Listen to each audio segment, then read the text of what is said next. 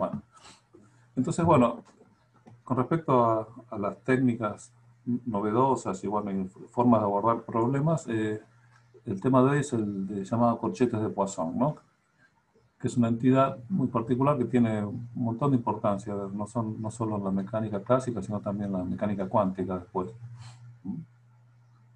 Pero bueno, la introducción de este objeto muy particular es esta, ¿no? Esencialmente lo que uno tiene es dada funciones de las variables canónicas, ¿no? De las Q y las P y del tiempo también eventualmente, ¿está bien?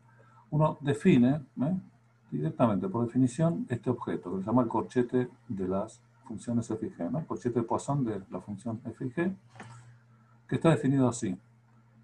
La sumatoria, ¿no? Sobre todas las n variables, ¿no? Las nk y las np, ¿está bien? Escritas, ordenadas de esta manera, ¿no? La derivada de f respecto de cada q por la derivada de la otra, de la segunda función respecto de la p correspondiente, ¿no? Este sería el momento conjugado a la coordenada q, ¿no? Este es 1, 1, 2, 2, 3, 3, ¿no? La suma de todos ellos. Bueno, y se le resta, bueno, lo mismo con las derivadas cruzadas, ¿no? En lugar de f se deriva de p y g de q. ¿Está bien? Esa es la definición. Fíjense que esto, bueno, si n es grande, esto es un desarrollo muy grande, ¿no?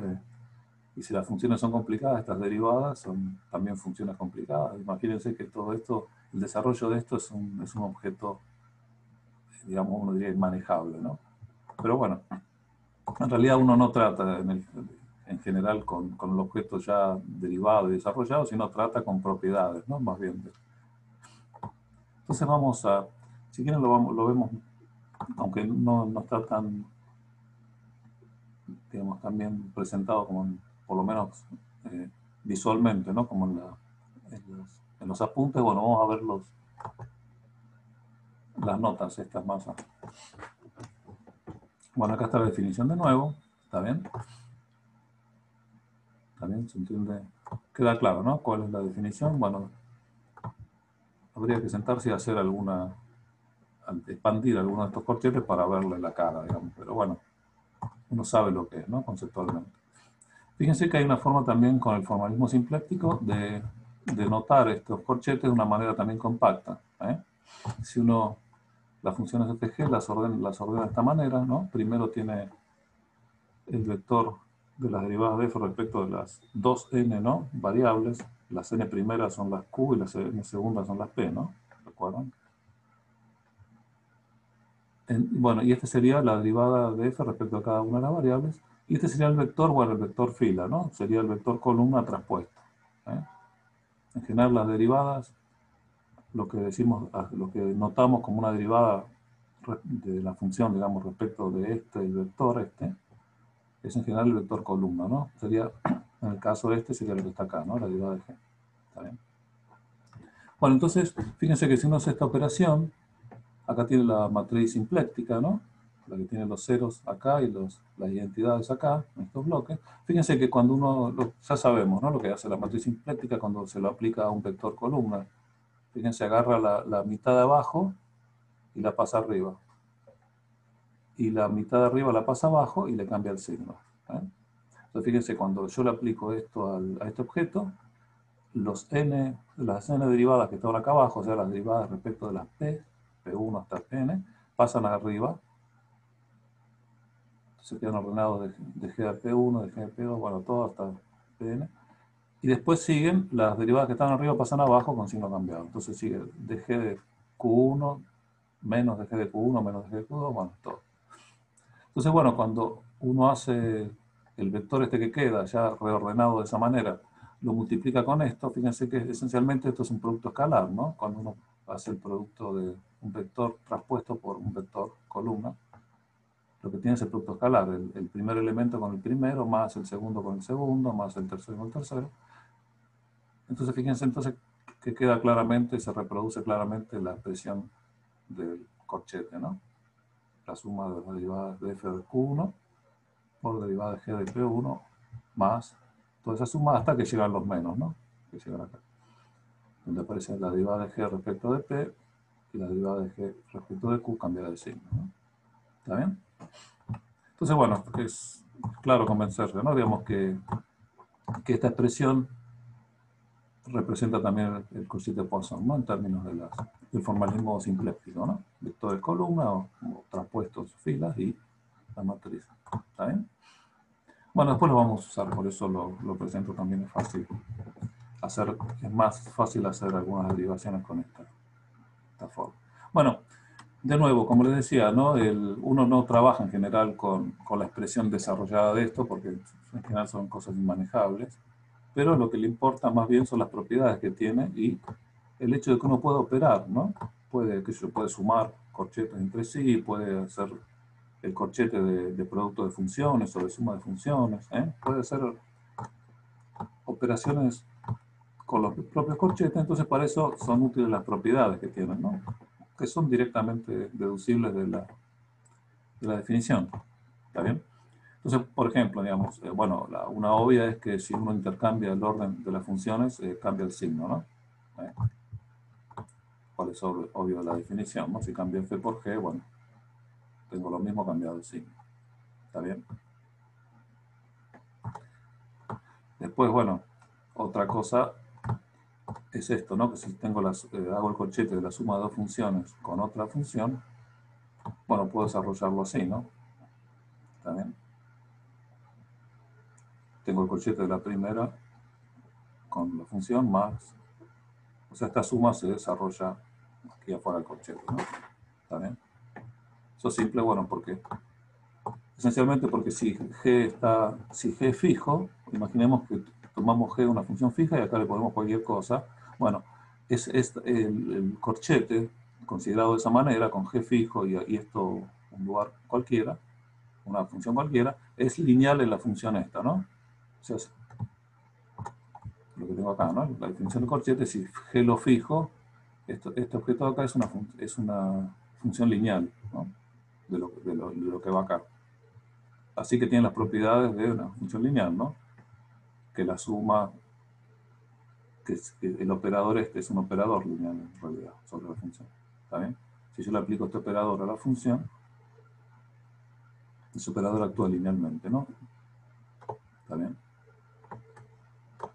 Bueno, de todas maneras es directo, si uno reemplaza donde dice f, pone f1 más f2, claramente acá queda la suma de la derivada, que queda la suma, bueno, y yo si lo agrupo convenientemente,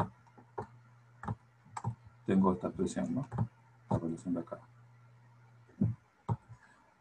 Bueno, algo similar ocurre con el corchete donde acá pongo el producto de dos funciones con una tercera función, ¿no?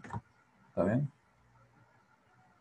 Que simplemente desarrollar la derivada, bueno, aquello con el formalismo simpléctico esencialmente sería esto, ¿no? La derivada del producto respecto de acá traspuesto. Ok, esta sería la definición. Bueno, y la derivada de este producto, bueno, por supuesto, la derivada de un producto es una función por la derivada del otro, ¿está bien? Más, bueno, la otra función por la derivada del primero, ¿no? ¿Está bien? Y fíjense entonces que acá queda la definición del corchete de F2 con G, acá la de F1 con G, y simplemente fuera multiplicando F1 y F2, ¿no? O sea, en otras palabras, bueno, el álgebra, digamos, sería de esta manera, ¿no? El corchete del producto de dos funciones con G es igual, bueno, a una función por el corchete de la otra más la segunda por el corchete de la primera, ¿no? ¿Está bien? Avísenme, cualquier cosa que no parezca claro, que haya alguna duda. Bueno, de nuevo, todas son propiedades que se deducen de la definición, ¿eh? No hay nada, ninguna operación al medio. Bueno, esta, por ejemplo, si derivamos el corchete respecto, por ejemplo, del tiempo en forma parcial, ¿no? Fíjense que, bueno, como el corchete es una función, es un operador cuadrático, ¿no? Es el producto de las dos funciones, esencialmente. ¿Está bien? Cuando derivo esto respecto del tiempo, bueno, tengo la derivada del producto este, bueno, derivo uno y después el otro, ¿no? ¿Está bien? Entonces, ¿está bien? Entonces aparece efectivamente lo que está acá, ¿no?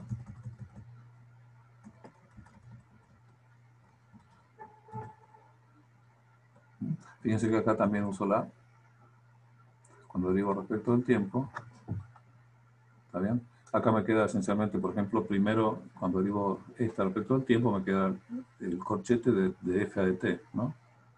Lo mismo acá.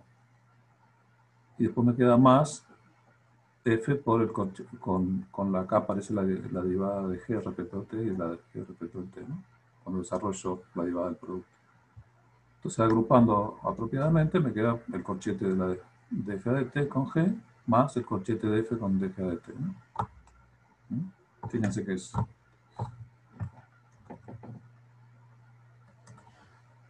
una operación directa. ¿Está bien? Bueno, esas serían propiedades bastante básicas, pero muy útiles para hacer operaciones, operar después con los corchetes. Y después hay una quinta propiedad, digamos, que tiene importancia, pero que no es, bueno, por supuesto, se deduce de la definición, ¿no? Pero es bastante poco intuitiva, que es la llamada, que es muy famosa, la identidad de Jacobi. La identidad de Jacobi es esta, que si uno suma tres corchetes, ¿no? Cada uno de los cuales es el corchete de una función con el corchete de otras dos. Fíjense. F. Hago el corchete de la función f con el corchete de las que resulta ser el corchete de g y h, ¿no? ¿Está bien? Bueno, y la identidad esencialmente lo que dice es que si yo sumo, le sumo a una dada, por ejemplo, empiezo con esta expresión, y le sumo las permutaciones cíclicas de esta expresión, por ejemplo, acá paso el g lo pasé para la izquierda, moví todo para la izquierda, ¿no? Y el f lo pasé para adelante. Hago una permutación cíclica de las tres funciones, ¿está bien? Y le sumo la que sigue, y le paso las otras. ¿Está bien? Fíjense, la próxima volvería a reproducir esta, ¿no? O sea que acá tengo la suma de las tres permutaciones cíclicas posibles, ¿está bien? Bueno, lo que me dice eso, que la identidad Jacobi es que la suma de esos da 0. Por supuesto,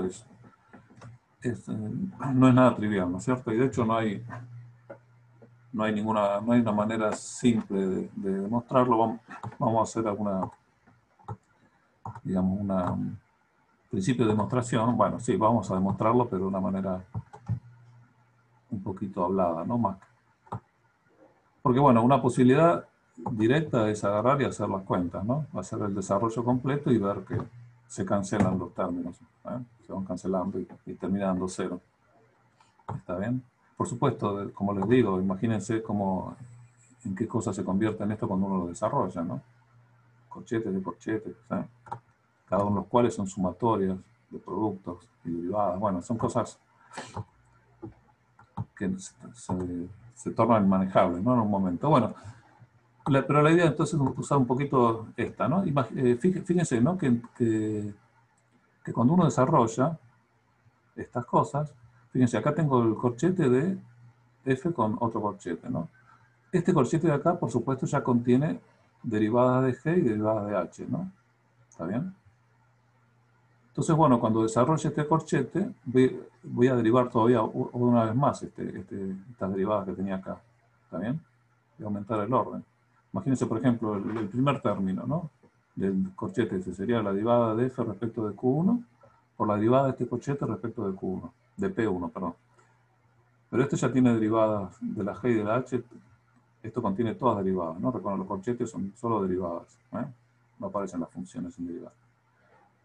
Entonces, bueno, cuando derive este corchete respecto del P1, este que estaba acá va a estar multiplicado por derivadas segundas. Bueno, por supuesto, todos los términos van a ser así. El segundo, que será de f de q2 por derivada de esto respecto de p sub 2, bueno, lo mismo. Y así todos los términos, y lo mismo con todos los términos que van apareciendo de todos los corchetes de acá. O sea que todos los términos, cuando uno desarrolla en forma explícita todo el lado izquierdo, cada término de la sumatoria, ¿no? Va a tener una sumatoria de productos derivados, cada término va a contener derivadas segundas. No va a haber ningún término que no tenga derivadas segundas de las funciones. Entonces, bueno, la idea para simplificar un poco el análisis es analizar solo los términos que tienen derivadas segundas de una función, por ejemplo, de la f. ¿Está bien? Fíjense, este primer corchete no genera derivadas segundas de la f, ¿no? Acá aparece, la f siempre va a aparecer derivada una sola vez, ¿no? De f de q1, f de p1, ¿eh? Multiplicada, bueno, sí, por derivadas segundas de estas otras funciones, pero no de f. Entonces, bueno, claramente, derivadas segundas de f van a aparecer solo donde f aparezca dos veces dentro de un corchete, ¿no? Dentro de este corchete y dentro de este corchete, ¿no?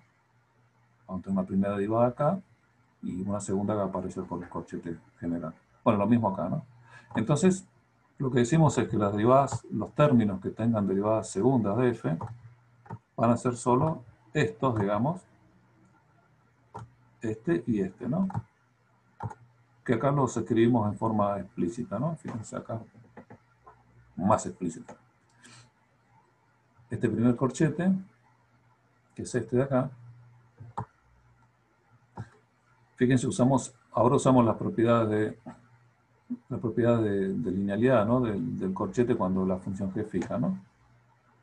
O sea que el corchete de g con una suma de funciones es igual al corchete, a la suma de los corchetes, ¿no? ¿Está bien? Fíjense, lo hacemos acá.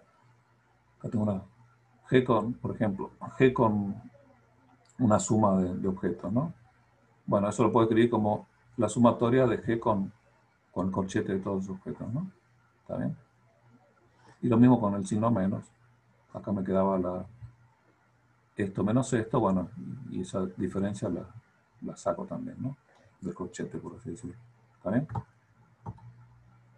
Entonces, bueno, está usando lo que habíamos visto, ¿no? La propiedad anterior, es que F1 más F2, el corchete F1 más F2 por G era igual a F1G más F2G, corchetes, ¿está bien? Bueno, eso aplicado a toda esta sumatoria, lo puedo reescribir así, ¿está bien? Entonces, bueno, eso es una primera operación. Otra segunda, lo propio con el otro corchete que me da derivada segunda de F. Entonces, fíjense que me quedan cada uno de esos expresados así.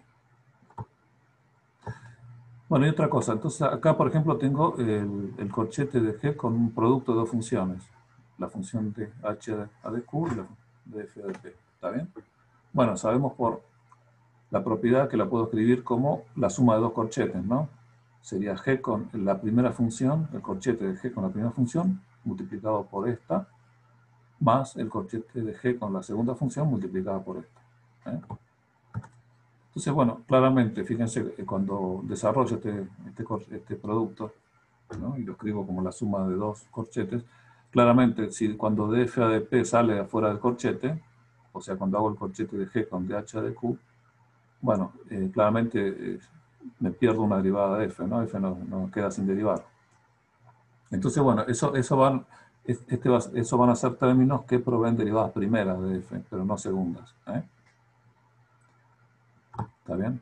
O sea, los que proveen derivadas segundas de f van a ser aquellos que sean g con df a de p multiplicado afuera por dh de q, ¿no? Lo propio acá. Acá solo van a contribuir g con df de q y afuera dh de p. ¿Está bien? Bueno, y lo mismo acá abajo, ¿no? O en otras palabras, digamos, lo que está escrito acá abajo, ¿no? De estos corchetes, los únicos que dan derivadas segundas de f son los términos estos, ¿no? Donde dice lo que comenté recién, el desarrollo del producto. ¿Está bien? Perdón, es medio pesado todo esto, digo, pero no hay mucha alternativa. Entonces, bueno, acá hasta ahora lo que hemos hecho es identificado los términos de la expresión original de Jacobi, de la identidad de Jacobi. Hemos digamos, aislado los términos que proveen derivadas segundas de f. Todos los demás términos no contienen derivadas segundas de f. Estos son todos los que lo contienen. ¿Está bien? Bueno, entonces, ahora nos fijamos, ahora tenemos que hacer la suma, ¿no? Tenemos que hacer la suma de la primera línea con la suma de la segunda. ¿Está bien? Entonces, bueno, hacemos el desarrollo, ¿no? Acá, fíjense acá estoy juntando, por ejemplo, estoy poniendo en la primera línea este término y este, ¿no? A ver, fíjense. Acá estoy poniendo la primera línea de este término y la segunda línea de este término acá. Esencialmente porque los dos tienen derivada de f respecto de p. Uno está con g, el otro está con h, pero tienen derivada de f respecto de p. Y las segundas líneas pongo las otras, la derivada de f respecto de q. Acá. Entonces, bueno, este sería el desarrollo de este primero, por ejemplo, esta primera suma. Fíjense que este corchete acá me genera una segunda suma, ¿no? Tenía una suma sobre los K y acá me aparece una segunda suma que será la suma sobre los L, que es la definición del corchete, ¿no? De G de QL por la derivada de esto respecto de PL, es esto, menos de G de PL por la derivada de esto respecto de QL, que es esto. ¿Está bien? Todavía multiplicada por esto. ¿Está bien? Bueno, entonces acá están las expansiones de las cuatro expresiones que teníamos antes, ¿no? ¿Está bien? En realidad están ordenadas para que en lo que entra es la diferencia entre este y este más la diferencia entre este y este. Entre estos dos. O sea, la diferencia entre estos dos más la diferencia entre estos dos es lo que me da, digamos, me dan todos los términos que tienen derivadas segundas, ¿no? ¿Está bien?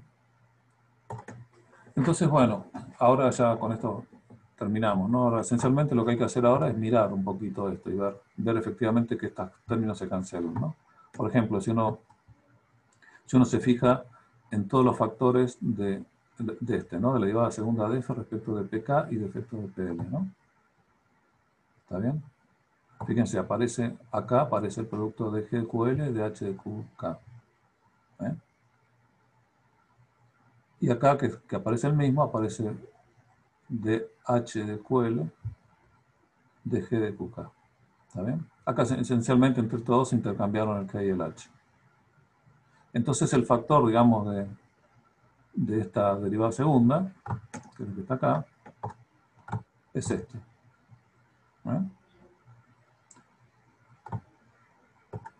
GH. Bueno, pero por supuesto, en la sumatoria también tengo esto intercambiado, ¿no? Si cambio el K y el L. ¿Está bien? O sea, también va a aparecer en la sumatoria el PL y PK. ¿Está bien? En algún término de sumatoria, el que era K y L van a ser los mismos números intercambiados, ¿no? Si K es 1 y L es 3, también aparecerá el 3, 1. ¿Está bien? Bueno, entonces fíjense que si yo cambio K y L acá, en el factor de cada uno de ellos, por supuesto, la derivada segunda da lo mismo, no importa si tengo primero uno y después el otro. Las derivadas, el orden de las derivadas no me importa, pero el factor que multiplica cada una de ellas, fíjense que cambia de signo, ¿no? Si cambio el K por el L, esta parte se transforma en esta, ¿no? Cambia el signo. Ahora tendría de G respecto de QK, que se trae acá. Entonces, bueno, ahora sí, decime. No, ¿te puedo hacer una consulta? Sí, por favor, dale, decime. Me perdí un poco. Esta resta que tenemos, Sí. ¿es el factor que multiplica la derivada segunda de f cuando sumamos las dos primeras ecuaciones que teníamos más arriba? Claro, exactamente. Sí, digamos, esta derivada segunda de los P aparece solamente acá, ¿no? Fíjate que el resto son de P y de Q y de Q.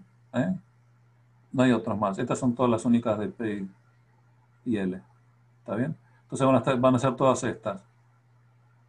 En realidad es la diferencia de estos dos, ¿no? Por eso aparece el producto de G de Q por DH de Q menos DH de Q por DG de Q. Cuando saco el factor común de este. Lo que digo es que en esta sumatoria doble, estos K y L van a aparecer también dados vueltas, digamos, cuando el K tenga el valor del L y el L del de K, ¿no? ¿Está bien? Que tenían el... Entonces, justamente como el factor que la multiplica cambia de signo cuando intercambio K con L, fíjense que cuando cambio K con L, este término se transforma en este y este en este, o sea, con el signo cambiado. ¿Está bien? Entonces, quiere decir que mientras que la derivada segunda me interesa el orden, ¿no? Si es P1 y P3 o P3 o P1. ¿Está bien? O sea, el factor de P3, P1 es igual a menos el factor de P1, P3. Entonces, cuando sumo esos dos, saque el factor común derivada segunda, que es la misma para los dos, tengo la suma de los factores que son iguales y de signo contrario, ¿no? Entonces se va a cancelar. Bueno, y eso uno lo puede ver con todos los términos, ¿eh? Con cada uno de ellos. Lo puedo hacer con el QKQL, ¿eh? Con el QKPL, con el PLQK. Pueden verlo con cada uno de ellos, ¿no? No hace falta. ¿Está bien? Exactamente lo mismo. O sea que se verifica. Esencialmente lo que hemos hecho, hemos verificado eso, ¿no? Verificado que todos los términos que contienen derivadas segundas de f, cuando se suman entre sí, dan 0. ¿Eh? Bueno, pero de nuevo, por supuesto, lo que dijimos de f, fíjense que no, que la identidad de Jacobi es totalmente simétrica en las funciones. Lo que dijimos de f vale también para h y g, ¿no? También. O sea, todos los términos van a tener derivadas segundas. Bueno, van a ser ya sea de f, de g y de h. ¿Está bien? Y por supuesto, son totalmente simétricos. Si todas las derivadas segundas de f, la suma de todos esos términos va a dar 0, es claro que lo mismo va a pasar con todas las demás, ¿no? Con la derivada segunda de h y la derivada segunda de g. ¿Está bien? O sea, no tiene ningún lugar especial la función f. Entonces, bueno, con eso uno se convence, por lo menos, sin probarlo explícitamente con todos los términos, se convence de que la identidad es correcta, ¿no? ¿Está bien? O sea, bueno, esa sería básicamente la idea. Bueno, entonces ya tenemos un conjunto de operaciones que podemos hacer, ¿no? De propiedades que tienen los corchetes con los que nos permiten operar sobre ellos, como ya lo hemos usado algunas de ellas, ¿no? ¿Está bien? Bueno, entonces podemos sacar un poquito de información un poquito adicional. Bueno, una cosa importante, esencial que tienen los corchetes, ¿no? Y es esta, que digamos, lo que da, digamos, el resultado de hacer los corchetes, ¿está bien? Dan lo mismo, cualquiera sean las variables que use, siempre y cuando sean variables canónicas. ¿Está bien? O sea, puesto de una manera un poco más clara, ¿no? Imaginemos, ¿no?, que tenemos un conjunto de variables canónicas, Q y P, hacemos una transformación canónica, ¿está bien?, que nos lleva a nuevas variables, Q' y P'. ¿Está bien? Con lo cual, por ejemplo, podemos, una función que teníamos de Q y P, si hacemos, por ejemplo, la expresión Q y P están expresadas cada una de ellas en términos de las Q' y P', las reemplazamos acá, y nos quedará una función ahora de las nuevas variables. ¿Está bien? Canónicas. Entonces, fíjense que tenemos dos alternativas. Tenemos las funciones expresadas en las variables originales y tenemos la función expresada en las nuevas variables, por ejemplo. En general, por supuesto, funcionalmente esta función va a ser distinta de esta, obviamente. Bueno, pero no importa, usamos la misma letra, estamos refiriéndonos a la... ¿Está bien? Está claro lo que digo, ¿no? Esto de acá no es otra cosa que esta de acá, donde las Q y las P se escribieron cada una de ellas en términos de las Q' y las P'. Bueno, entonces, teniendo, digamos, a la mano estas dos expresiones de la función, podemos calcular los corchetes ya sea con las variables originales, como está acá, o con las variables nuevas. ¿Está bien? Entonces, bueno, uno dice, bueno, ¿qué podemos concluir de eso? Bueno, fíjense, si usamos el formalismo simpléctico para expresar estos corchetes, bueno, estos serían los corchetes en las variables originales, que sabemos que se expresan así, ¿no? Y los corchetes en las nuevas variables, la z', ¿no?, que resultan de la transformación canónica, se expresan, bueno, se expresa por definición de igual manera así, ¿no? ¿Está bien? Bueno, y justamente gracias a el formalismo simplético es muy simple analizar esto. Si quieren ver en los apuntes está la forma alternativa, que es extremadamente complicada. Pero bueno, fíjense, si quiero calcular la derivada de f respecto de las z, acá lo estoy escribiendo en forma explícita, la derivada de f respecto de cada una de ellas, eta 1, eta 2, hasta eta 2n. Bueno, de nuevo, como las z están relacionadas con la z', ¿no? Cada una de ellas, ¿no? Por ejemplo, eta es una función de todas las eta primas, o al revés, eta prima es una función de todas las z, puedo escribir esta derivada respecto de un eta particular usando esto, ¿no? La regla de la cadena, como todos los z' en general dependerán de esa eta, y f depende de los z' también, ¿está bien? Puedo escribir la derivada de esta manera, ¿no? ¿Está bien? Pensemos f como una función, ya hemos reemplazado dentro de la función f los z en términos de los z', o sea, nos quedó la f solo en términos de z'. Ahora queremos derivar respecto de un eta particular, bueno, derivamos de f respecto de cada uno de los z' que depende, por la derivada del eta' respecto del eta que nos. ¿Está bien? Bueno, y este objeto de acá, si recuerdan de la clase pasada, es la matriz M. La componente LK de la matriz M. ¿Está bien? Entonces, bueno, podemos escribir esta expresión de acá, esta derivada, de esta manera. Como esta sumatoria, el índice K es el índice libre, ¿no? El que está fijo, pero el L va desde 1 hasta 2n. Y fíjense que acá tendríamos un producto de matriz con un vector, ¿no? Imaginemos esto como un vector columna, como hacemos siempre. Pero fíjense que los índices están mal, ¿no? Están al revés de como deberían estar para ser un producto matricial correcto. El segundo índice tendría que estar sumado con el índice del vector. Bueno, pero eso significa que acá estamos usando la matriz traspuesta, ¿no? Si ponemos la matriz traspuesta, tenemos el producto matricial correcto, ¿no? O sea que esto de acá lo podemos escribir en forma compacta, como que el vector columna de f a de eta será la matriz traspuesta por df a eta prima. ¿Está bien? ¿Okay? Bueno, y por supuesto lo mismo con la función g, ¿no? De g a de eta es, puedo escribir con matriz traspuesta de eta prima. Entonces la idea es simplemente reemplazar esas expresiones acá, en la primera definición, o sea, la definición del corchete en términos de las variables originales. ¿Está bien? Bueno, acá veo que falta un prima. Acá simplemente puse el df a de eta, que todo esto es acá hay meta prima, ¿no? Perdón, me chispotea, como dicen. ¿Está bien? Bueno, entonces acá aparece m traspuesto de f de eta prima, todo traspuesto. Bueno, y este producto matricial traspuesto, recuerdan que se transpone también el orden del producto, ¿no? No solo cada uno de los términos, de los factores por separado, sino también el orden de los mismos. ¿Está bien? Entonces, bueno, acá aparece df de eta prima traspuesto por la matriz traspuesta, o sea, por la matriz, por j por m traspuesta, por dg de eta prima. ¿Está bien?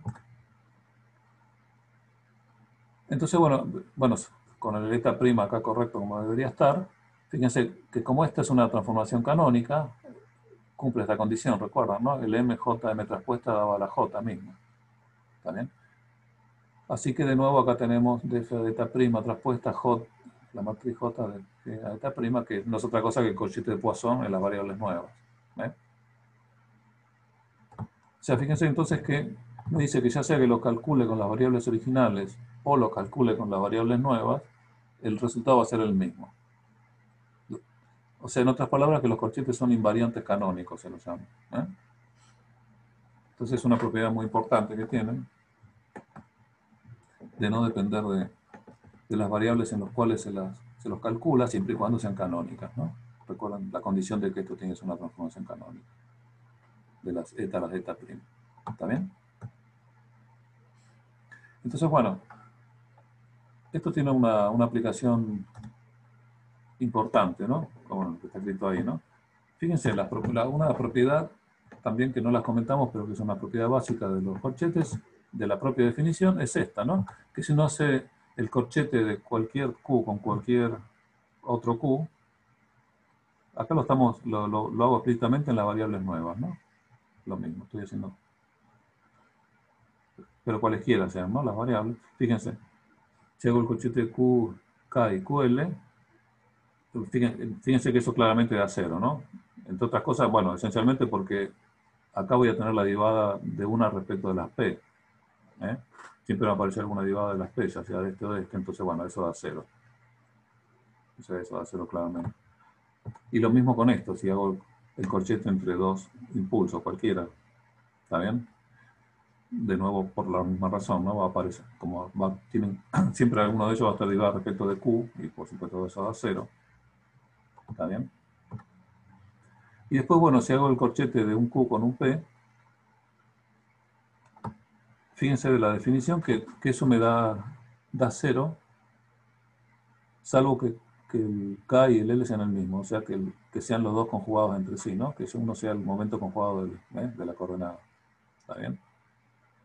Eso se ve, bueno, se ve directamente en la definición, ¿no? Si acá pongo QK y acá pongo PL, ¿está bien? Acá, digamos, obviamente el único que va a dar distinto de 0 va a ser, bueno, efectivamente cuando estos K este sea el mismo acá, ¿no? Eso va a dar 1. Y como acá, este de acá lo estoy derivando respecto del mismo índice de acá, esto va a ser distinto de 0, este va a ser el P sub L, ¿no? Este P sub L va a ser distinto de 0 solo si el L es igual al K, ¿eh? Si no va a dar 0. Y en ese caso va a dar 1. Vamos a tener un 1. El otro va a dar 0, ¿no? Porque estoy derivando un Q respecto a un P y un P respecto a un Q, eso va a 0. ¿Está bien? Entonces, bueno, es claro entonces que se cumple la condición, ¿no? La relación esta, que es importante. Entonces fíjense que en realidad todos los corchetes de las variables canónicas entre sí dan todas 0, salvo que sea una de ellas sea una coordenada y la otra sea el momento conjugado de esa coordenada, en cuyo caso da 1, ¿no? Bueno, depende del orden, ¿no? Porque si cambio el orden me da menos 1, ¿no? Si tuviera primero el P y después el Q, me daría menos 1. Pero bueno, en este orden QP da 1 si son iguales, ¿está bien?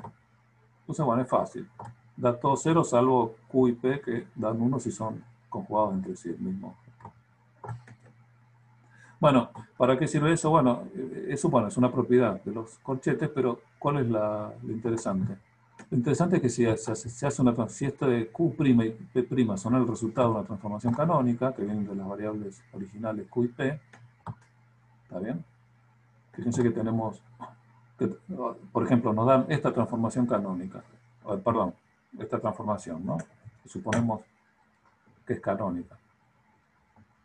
Nos dan explícitamente cómo son los nuevos Q en función de los originales, los Q y P originales, los nuevos P en función de los Q y P originales. Entonces, recuerden lo que habíamos dicho, lo que habíamos deducido recién, que no importa qué variables usemos, si son canónicas nos va a dar exactamente lo mismo, el mismo número. O sea, si esto lo calculamos con los Q' y P' o con los Q y los P, nos tiene que dar lo mismo, 0, 0 y la delta acá, ¿no? El 1, 1 o 0. Entonces, uno puede hacer la cuenta. Si la transformación fue canónica, entonces se tiene que preservar el valor de los corchetes. Entonces, fíjense, si yo calculo, esto lo puedo hacer fácil, esto sigue, son las derivadas de estos objetos, ¿no? Los productos, las sumas, como la definición del corchete, lo puedo hacer explícitamente porque tengo explícitamente la función que me han dado. Entonces puedo verificar. Bueno, entonces, fíjense que si esto me da correctamente lo que tiene que dar, 0 para estas y bueno, y 0 o 1 dependiendo cómo sean estos para esto, en ese caso, bueno, la transformación fue canónica. ¿Está bien? Entonces, fíjense que esa es una forma alternativa también de comprobar si una dada transformación es canónica. ¿Está bien? Es calcular los corchetes fundamentales, que se llaman estos, y verificar que se cumplen estas relaciones. En cuyos casos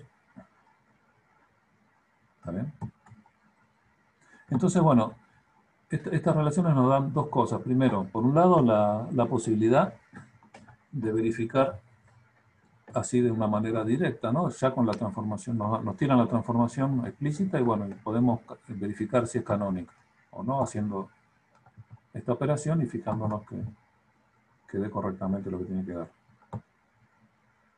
Y la otra cosa importante es que si las variables, si tengo un conjunto de variables, ¿no? De dos n variables, ¿no? Digamos, n q's y n p's.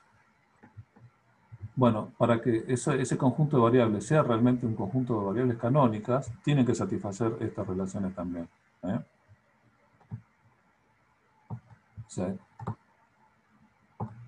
O sea, los Q y los P no pueden ser, yo no puedo elegir arbitrariamente Q y P como funciones cualesquiera, ¿está bien? Como variables cualesquiera para un dado problema, porque para que sean canónicas tienen que satisfacer estas condiciones también, ¿está bien? Entonces, por ejemplo, veamos un pequeño ejemplo. Esto, ¿no? Fijémonos en el momento angular, ¿no?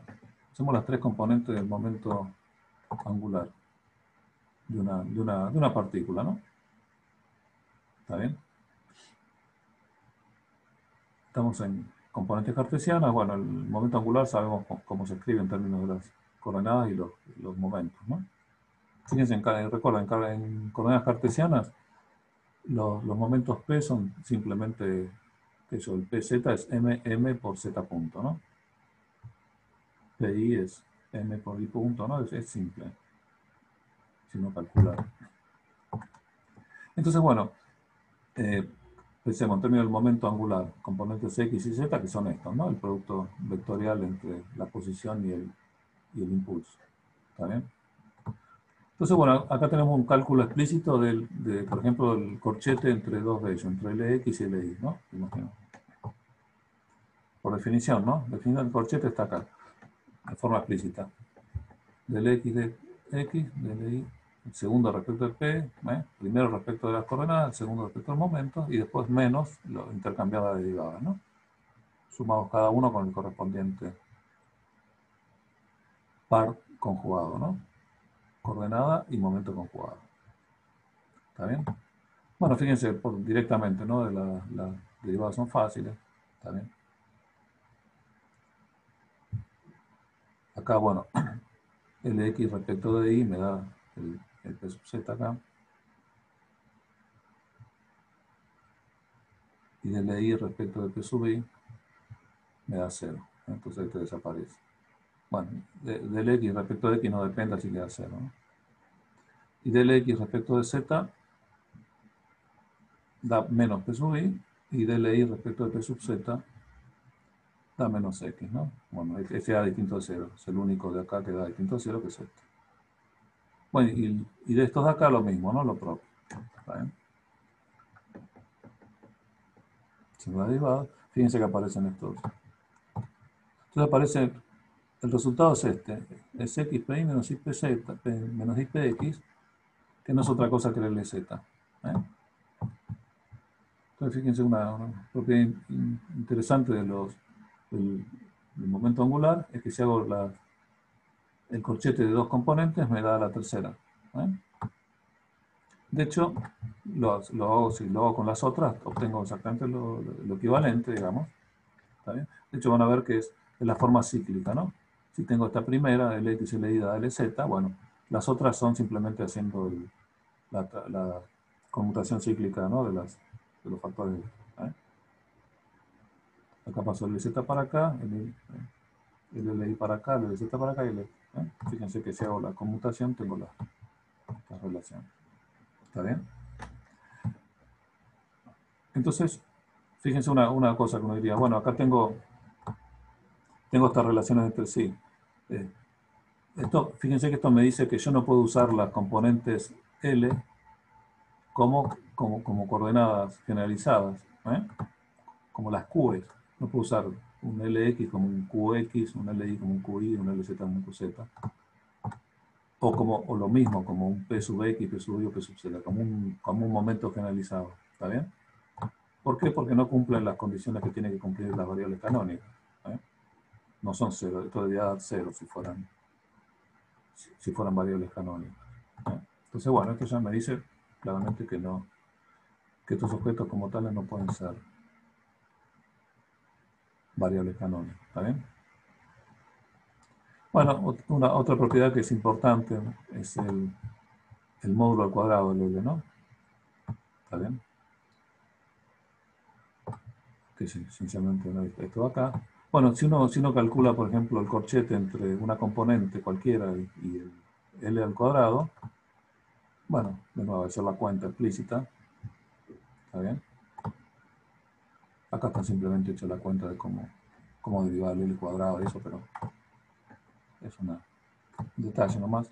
Bueno, no importa, pero si uno hace la explícita la derivada, bueno, aparecen todos estos términos, un montón, pero se cancelan todos entre sí, da cero. ¿Está bien? O sea que el L cuadrado, el corchete con cualquier de las componentes da cero. Entonces, que yo, por ejemplo, no sé, podría tener un problema en que me sirviera usar como coordenadas o impulsos, no sé, alguno de ellos, el L cuadrado y el LX, por ejemplo. ¿Está bien? Entonces, bueno, los podría usar porque serían variables canónicas posibles, cumplen la condición esta de que el corchete se hace eventualmente. ¿Está bien? Entonces, bueno, esto que comento acá está bien, no tiene un significado muy profundo acá, digamos, en este momento, digamos, pero por ejemplo en mecánica cuántica tiene una importancia muy grande. ¿Está bien? Porque esencialmente hay la mecánica cuántica, sobre todo los primeros desarrollos de los años 30, bueno, y todavía, por supuesto, que se usan actualmente, se pueden hacer directamente pasando toda la descripción mecánica de corchetes a lo que se llama conmutadores, ¿no? O sea, cada elemento de estos, por ejemplo, los L o los P o los Q, se transforman en operadores que actúan sobre una cierta función. ¿Está bien?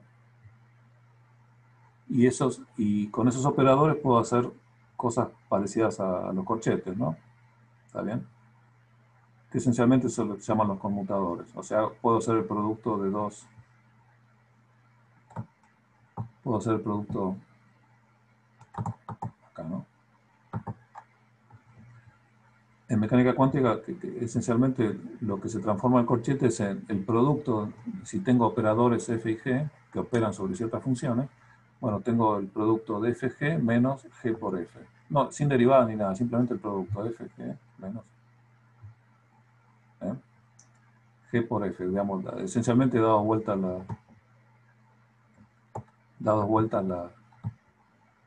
el orden. Simplemente obviamente los operadores pueden no conmutar, ¿no? No es lo mismo aplicar un operador primero a la función y después el otro que aplicar el orden inverso, ¿no? Entonces, bueno, por eso.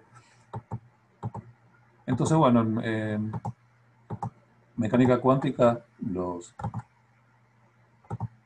que eran las variables se transforman en operadores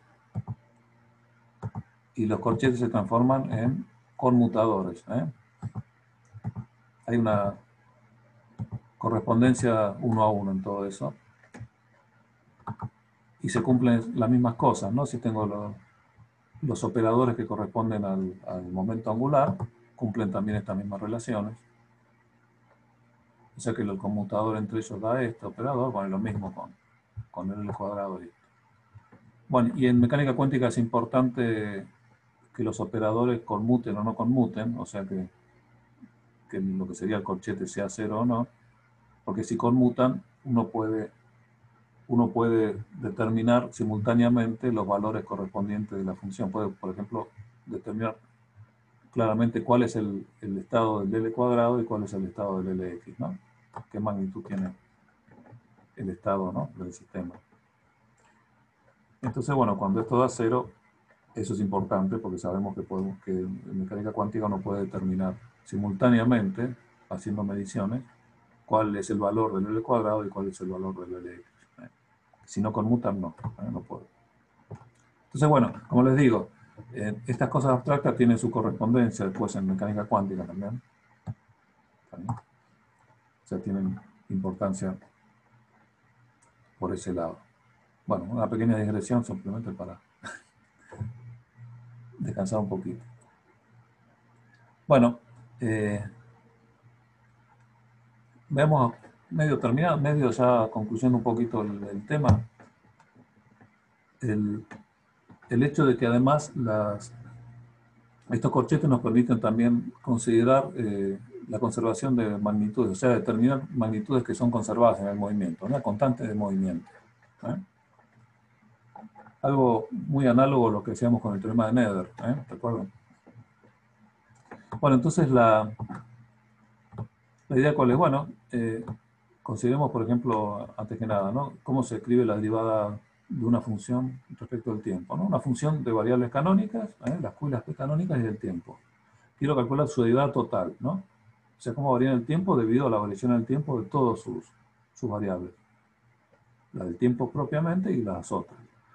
Entonces, bueno, ya sabemos cómo se hace eso, la derivada parcial del tiempo, si dependiera del tiempo, más, bueno, la variación que viene de la dependencia en el tiempo de todas las otras variables, ¿no? De f de q, q punto, más de f de p, p punto. Bueno, y de nuevo, estas son variables canónicas que tienen un hamiltoniano, ¿no? Están asociadas a un sistema hamiltoniano. Entonces, bueno, su evolución está dada por las ecuaciones de Hamilton. Q.k es la derivada de h respecto de p, k, y p punto es menos la derivada de h respecto de k, ¿no? O sea que reemplazando eso tenemos esta expresión. Lo que nos da una idea de dónde vinieron, ¿no? los corchetes, ¿no? ¿Por qué se ocurrió a Poisson definirlo, ¿no? Fíjense que acá me queda el corchete de f y h, ¿no? ¿Está bien? Entonces, bueno, también una forma compacta de escribir la derivada total de una función de variables canónicas es esta, ¿no? La derivada parcial más f por h. Entonces, bueno, primero una cosa inmediata que vemos directamente de esta propia definición es que si la función f no depende explícitamente del tiempo, o sea, esto es 0, ¿está bien? Entonces fíjense que si el corchete de esa función con h fuera 0, o sea que eso lo puedo determinar en principio a priori porque f es una función conocida de las variables y h también. Entonces puedo hacer esta cuenta y verificar si es 0 o no, ¿está bien? Bueno, y si eso es así, esto me está diciendo que f es una magnitud conservada. Fíjense entonces que tenemos una forma de verificar si una magnitud es conservada, por ejemplo, si cuando no depende de f, cuando no depende del tiempo, haciendo simplemente esta cuenta. Ver si el corchete con h es 0 o no. ¿Está bien? Bueno, pero eso en particular. Otra cosa también importante que nos da los corchetes en este sentido es esto, ¿no? Que imaginemos que tenemos dos funciones conservadas, dos magnitudes conservadas, f y g. ¿Está bien? O sea que sus derivadas totales son 0, ¿no? Para la evolución del sistema. Bueno, lo que dice el teorema este de Poisson mismo es que el corchete también es una magnitud conservada. Si f y g son constantes de movimiento, el corchete de ellas dos también es una constante de movimiento. Entonces, bueno, eso eventualmente nos permitiría generar constantes de movimiento, eventualmente, ¿no? Está bien, si conocemos dos, podríamos, y calculamos el corchete y nos da algo no trivial,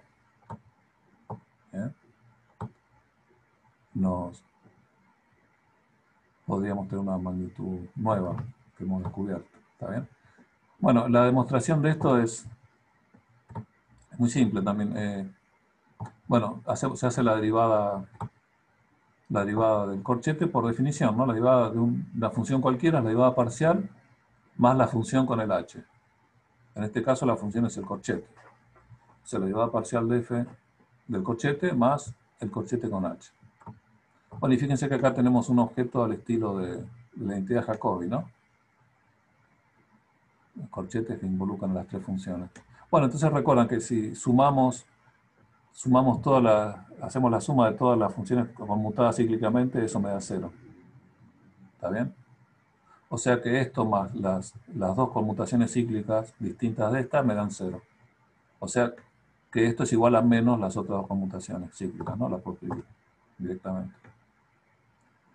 ¿Está bien? O sea, acá simplemente conmuté cíclicamente, ¿no? Las variables, las, las dos distintas de estas. Entonces, por identidad de Jacobi, esto es igual a todo esto, ¿no? ¿Está bien? Entonces, fíjense que ahora sí, por ejemplo, acá, de nuevo uso las propiedades, ¿no? La derivada de esta f de este corchete, bueno, es la derivada de la f con g más f con la derivada de g. Entonces, bueno, la primera propiedad de f de g, de f de t con g, ¿está bien? Más f de g de t, ¿está bien? Todas las propiedades que habíamos visto en los corchetes. Bueno, y acá, bueno, acá simplemente también sumamos que son.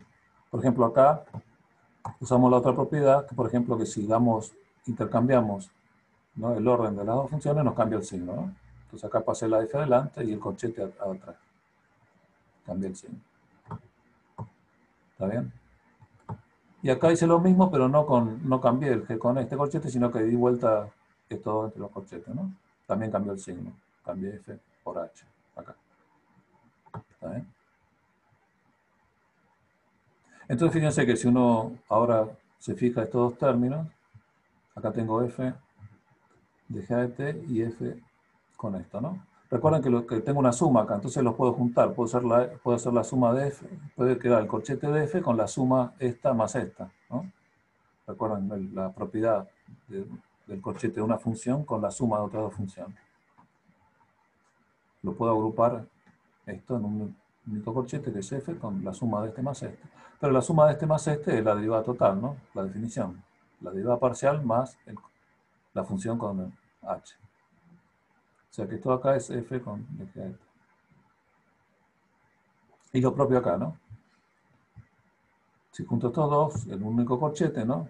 Como el corchete de la suma más con g, bueno, la suma es de f de t con fh, que de nuevo es la derivada total. Y por supuesto cada una de ellas es 0, ¿no? Porque eran magnitudes conservadas por hipótesis. Entonces, bueno, la derivada total del corchete da 0, también no es magnitud conservada. ¿Está bien? Entonces uno dice, bueno, eso está bueno porque, qué sé yo, si tengo magnitudes conservadas, puedo deducir conservación de las otras, ¿no? ¿Está bien? Por ejemplo, bueno, lo vimos recién, ¿no? Con los L, ¿no? Que nos puede dar información o no. Eso, por ejemplo, un problema de fuerzas centrales, ¿eh? El L se conserva, el L respecto al centro de atracción, ¿no?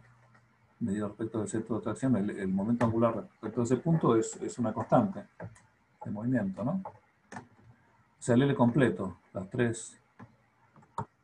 ¿Está bien? Entonces fíjense que esto no... Por un lado, esencialmente me está verificando el teorema de Poisson, ¿no? Porque bueno, si se conserva, digamos, el vector, se conserva cada una de sus componentes, acá, ¿está bien? En cartesianas, ¿no? Entonces, bueno, estos dos son magnitudes conservadas, entonces, bueno, su corchete también es conservado, ¿eh? Lo cual, bueno, en este caso es información que ya sabíamos, ¿no? Y lo mismo con cualquiera de los otros, ¿está bien? Pero si, por ejemplo, tuviéramos información de que por alguna razón se conservan solo dos, fíjense que la tercera se tiene que conservar también, sí o sí, ¿no? ¿Está bien?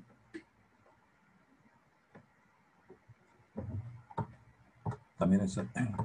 Pero en general, digamos, lamentablemente, en general cuando uno hace el corchete de dos magnitudes conservadas, lo que obtiene o es algo trivial, digamos, conocido, o cero, ¿eh? O sea, no es usual que aparezcan nuevas magnitudes conservadas con esta propiedad, pero bueno, siempre está la posibilidad, ¿no? No está. Fernando, ¿te puedo hacer una pregunta? Dale, sí, por favor, decime. Algo que no me está quedando muy claro y es, ¿por qué vendría a aparecer esta h cuando hacemos la derivada total de f? Porque viene fíjate, de la definición de como una derivada total, que es esta. Sí, Acá es nada más que eso. Y acá estamos usando las ecuaciones de Hamilton para Ah, escribir. claro, ahí va. Y ahí nos apareció el corchete. Claro, que genial, genial. De hecho, Perfecto. seguramente esta expresión fue lo que lo llevó a Poisson a definir los corchetes, ¿no? Apareció Claro, naturalmente de esta manera y después, bueno, empezó a jugar. Y ahora, bueno, claro, claro. todos nos acordamos de Poisson gracias a eso, ¿no? ¿Viste? Está bien. Buenísimo. No por Gracias. nada. ¿Está bien?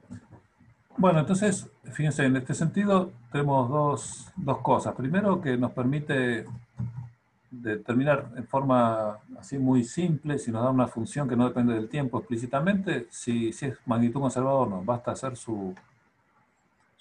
calcular el corchete con el hamiltoniano y ver si da cero o no. ¿eh? Entonces, si da cero, me dice que tengo una magnitud conservada. Eso está bueno. La otra, bueno, en principio este tema de Poisson, que si tengo dos magnitudes conservadas, su corchete también es una magnitud conservada. También es una buena. Y después, bueno, tenemos una última condición que es bueno, esto es lo que estaba comentando recién, ¿no? Las consecuencias de lo que vimos, que la función de esto es lo que decía recién. Pero bueno, pero también tenemos una vuelta de tuerca más en este sentido, y es que si consideramos transformaciones canónicas infinitesimales, ¿está bien? Esencialmente vamos a ver de una forma muy sencilla lo equivalente al teorema de Noether, pero en lugar de con lagrangiano, con el hamiltoniano, ¿no? ¿Está bien? Bueno, recuerden de la clase pasada cómo era una transformación canónica infinitesimal si teníamos una función generatriz W que era infinitesimal, la función por sí, en magnitud, ¿no? ¿Está bien? Podríamos hacer explícitamente una transformación canónica de esta manera. Las nuevas variables diferían infinitesimalmente de las originales en estos términos, ¿no? Eran derivadas de esa función generatriz, que estaba, recuerda, la función generatriz la damos en términos de las variables originales, ¿no? O sea que esto me quedaría explícitamente la transformación. Recuerdan la idea, ¿no? Que las funciones generatrices siempre involucran variables nuevas y variables viejas, combinación de las dos, en distintas combinaciones. Habíamos visto que había 4 formas distintas de hacerlo. Pero bueno, y acá, pero en las transformaciones infinitesimales no hacía falta hacer esa distinción. Podíamos usar todas las mismas variables, ¿no? Porque la diferencia era de orden superior. Era de orden W al cuadrado, ¿no? Si consideramos la diferencia de las variables acá adentro, en la dependencia de W. Hacemos distinción entre viejas y nuevas, ¿está bien? Bueno, entonces, bueno, dos cosas. Por la misma razón podemos escribir la transformación al revés, ¿no? Podemos calcular las variables viejas en función de las nuevas. De igual manera, bueno, acá simplemente pasé para el otro lado las W, las derivadas de W. Y además, por la misma razón que antes, W, si bien era la función de las Q y las P, como las Q y las P difieren infinitesimalmente de las Q' y P', en los argumentos de acá puedo reemplazar las Q y las P por Q' y P'. ¿Por qué? Porque la diferencia que resulta es a orden superior, lo que habíamos comentado en la clase pasada. ¿Está bien? Entonces, bueno, acá tendría también en forma explícita, en términos de las variables nuevas, Q' y P', cómo es la transformación de las, digamos, de las viejas a las nuevas, ¿no? Al revés, perdón, explícitamente sería de las nuevas a las viejas, ¿verdad? ¿Cómo son las viejas en términos de las nuevas? ¿Está bien? ¿Ok? Bueno, fíjense que justamente esto es lo que uno necesita si quiere calcular el hamiltoniano, ¿no? Las nuevas variables. Recuerden, el hamiltoniano cuando hacía una transformación canónica, ¿qué era? ¿Cómo se transformaba? Bueno, tenía dos partes. Primero, una había que reemplazar las variables viejas en términos de las nuevas, ¿no? Donde el h que conocíamos en términos de las q y las p, había que escribir las q en términos de las q' y p', ¿no? También, y las p. Pero además había que agregarle la derivada de la función generatriz, ¿no? ¿Recuerdan? Entonces, ese era el nuevo hamiltoniano.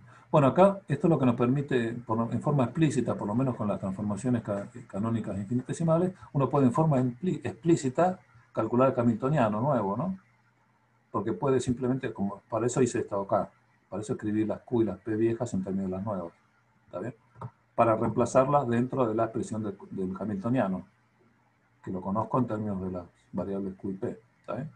Entonces acá reemplacé las Q, esta sería la Q, esta serían las P, bueno, acá les puse un número genérico, digamos, un índice genérico, ¿no? ¿Está bien? Estas son las Q, estas son las P, viejas, pero escritas en términos de los nuevos. Es lo que hay que hacer, ¿no? Para tener explícitamente el hamiltoniano en términos de variables nuevas. Y sumarle esto. Bueno, y de nuevo, aprovechando que esto es infinitesimal, podemos hacer un desarrollo de Taylor de esta expresión de acá. Entonces, un desarrollo de Taylor al orden de esto, ¿no? O sea, a orden cero, o sea, con esto, el hamiltoniano es igual al original, solo que donde decía las Q y las P, simplemente puse las Q' y las P', ¿no? Y el término siguiente, bueno, es la derivada respecto del argumento este por cuánto varió este argumento. Esta es la derivada respecto del h respecto del Q', ¿está bien? Del h con su expresión original, ¿no? Derivada respecto del Q', por cuánto varió el argumento. El argumento varió en menos de W de P', ¿no? ¿Está bien? Y lo propio con esto. La derivada de h respecto de P', del h en su forma original, ¿no? Donde sería lo que está acá. La misma función que tenía para las variables Q y P, pero ahora con Q reemplazado por Q' y P por P' directamente, ¿no? Bueno, por cuánto vario esto que acá es W. ¿Está bien? Entonces fíjense que, bueno, me queda esta expresión de acá. Acá todo es función de los Q' y P', ¿no? Está explícito. Pero fíjense que acá tengo ya entonces, al orden correcto, ¿no? Al orden 1 en W, tengo en forma explícita y correcta la forma del nuevo hamiltoniano. Ya en términos de las variables nuevas. ¿Está bien? Bueno, claramente, fíjense que acá me apareció otra vez el corchete, ¿no? ¿Está bien? Fíjense que aparece el corchete de W con H, ¿no? Aparece W reducido de Q de H de P', menos de H de W de P por H de Q', ¿no? O sea, este es el corchete de W con H. ¿Está bien? Y esto, bueno, esto es la derivada parcial. Así que fíjense que estas dos cosas de acá no me dan otra cosa que la derivada total de W respecto al tiempo. Está acá. Bueno, acá tengo el H. Entonces, fíjense, acá tengo el H nuevo, en términos de las nuevas variables, correctamente, y acá tengo el H viejo, donde simplemente tengo las variables viejas cambiadas por las nuevas. Entonces, fíjense que de nuevo, si hago lo que pasaba con Nether, ¿no? Si hago la diferencia entre este y este de acá, fíjense que estoy viendo cómo cambió la forma funcional del hamiltoniano. O sea, si la forma funcional cambió. Si esta es una dada función de la Q y P, que ahora simplemente, donde decía Q y P, puse Q' y P', pero bueno, me queda la misma función, no le cambié. Bueno, esto me da realmente la variación funcional, cómo cambió funcionalmente el hamiltoniano nuevo, lo que llamo el delta H, digamos. ¿Está bien? Bueno, y fíjense que eso, por lo que veíamos recién, es igual notablemente a la derivada total del tiempo de la función generatriz. Entonces, fíjense esto, es equivalente a lo que teníamos con Nether, ¿no? Muy parecido. Si tenemos una transformación canónica generada por una función generatriz, ¿no? Infinitesimal, una función canónica infinitesimal, dada por una función generatriz W, si en esa transformación canónica la forma funcional del lagrangiano no cambia, es invariante, ¿está bien? Entonces, esto es cero, o sea, W mismo, el generador, la función generatriz de la transformación canónica, es una constante de movimiento. Es un resultado fuerte, interesante. ¿Está bien? Entonces, bueno, es muy similar, como les digo, al caso de Nether. Nether lo que hacíamos era lo mismo con el lagrangiano. Y lo que teníamos que era constante era una combinación, ¿no? De las derivadas de L. ¿Está bien? Bueno, acá nos queda directamente lo que se conservaría sería la función generatriz. ¿Está bien? Bueno, el ejemplo trivial, ¿no? Si H no depende de una coordenada QL genérica, cualquiera, ¿está bien? Si hacemos una transformación en la cual la QL se cambia en un cierto cantidad infinitesimal, ¿no? ¿Está bien? Entonces, obviamente, el hamiltoniano no cambia su forma. ¿Está bien? ¿Por qué? Simplemente porque no aparece esta variable. ¿Está bien? Queda exactamente igual que antes. Entonces, bueno, ¿cuál es el W que genera esta transformación canónica particular? Recuerdan que era esta, ¿no? Son estas transformaciones canónicas. Entonces, bueno, si queremos que el Q'L, digamos, pase al QL más epsilon, bueno, acá simplemente el W no es otra cosa que epsilon por el P sub L, ¿no? Cuando lo derive por el P correcto, el PL, digamos, va a dar epsilon. Entonces me va a quedar Q'L, QL más epsilon. Entonces el W sería epsilon por PL.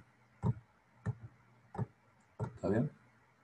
Entonces, bueno, eso es lo que es constante. Bueno, como epsilon es un parámetro constante, lo que es constante de movimiento en realidad es el PL, ¿no? O sea, el momento conjugado de la variable. Bueno, eso por supuesto ya lo sabíamos, ¿no? Lo sabemos ya de Lagrange y por supuesto también lo sabemos de Hamilton, ¿no? La ecuación de Hamilton me dice que P.L es menos de H de QL, ¿no? Que obviamente es 0 si H no depende de QL. Pero no importa, acá digamos, lo estamos viendo así como en NER habíamos hecho algo parecido, vemos lo mismo desde dos puntos de vista, ¿no? Por el lado de la... ¿Está bien? Del teorema este que no tiene un nombre, eso supongo. ¿Está bien? Pero bueno. También todo queda claro la idea.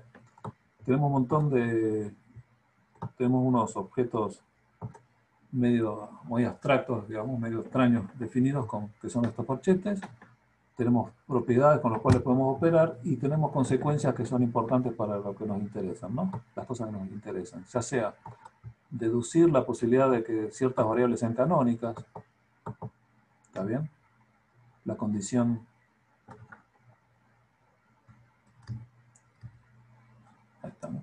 Vamos a avanzar un poco. Además de las propiedades, bueno, la condición de que una transformación es canónica, por ejemplo,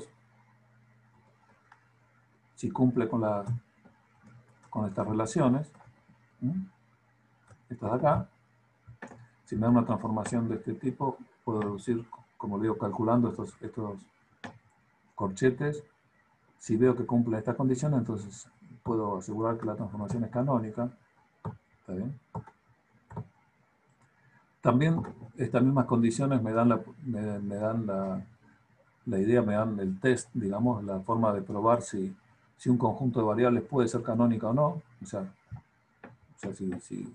si coordenadas e impulsos asociados pueden ser un sistema canónico de coordenadas canónicas, bueno, de variables canónicas, bueno, eso para hacerlo tiene que cumplir estas condiciones también, ¿no? ¿Está bien? Esa es otra cosa fuerte importante. Después el hecho de las conservaciones, ¿no? Las dos cosas que habíamos visto recién. Que una función independiente del tiempo, si su corchete con el hamiltoniano es 0, es una magnitud conservada. ¿Está bien? Que después también de dos magnitudes conservadas podríamos calcular una tercera si su corchete fuera no trivial. Y después finalmente el hecho de que si vemos la invarianza en la forma funcional del lagrangiano, al hacer una transformación canónica infinitesimal con una función generatriz W, bueno, si el hamiltoniano no varía, entonces la función generatriz es una constante de movimiento. ¿Está bien? Bueno, eso sería un poquito digamos, la visión general sobre todo el tema de corchetes de Poisson.